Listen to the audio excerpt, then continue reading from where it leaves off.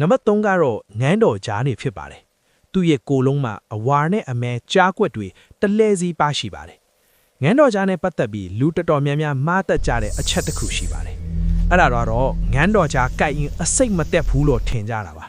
ဒါဟာအလွန်အန်ဒီယေကြီးတဲ့အယူဆော့အမှားဖြစ်ပါတယ်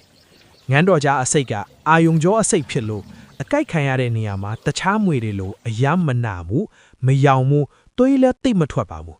ဒါကြောင့်လူနာကအစိတ်မရှိဘူးလို့ထင်ပြီးအိပ်ပျော်သွားတတ်ပါတယ်အစိတ်ကလူနာအိပ်ပျော်နေတဲ့အချိန်မှာအသက်ရှူလမ်းကြောင်းဆိုင်ရာအာယုံကြောတွေကိုတိတ်တဆိတ်ပိတ်ဆို့ပစ်လိုက်တာပါဒါကြောင့်သူ့ကို the silent killer လို့ခေါ်ကြပါတယ်ငိုင်းတော်ကြားကိုက်ခံရရင်လုံးဝအိပ်ပျော်မစင်းနဲ့ဆေးရုံကိုချက်ချင်းသွားရပါမယ်မွေကိုက်ခံရပြီဆိုရင်အခုပြောမယ့်အချက်တွေကိုတိတိကျကျလိုက်နာဖို့လိုအပ်ပါတယ်ပထမဆုံးလူနာကိုငြိမ်ငြိမ်ထားပါ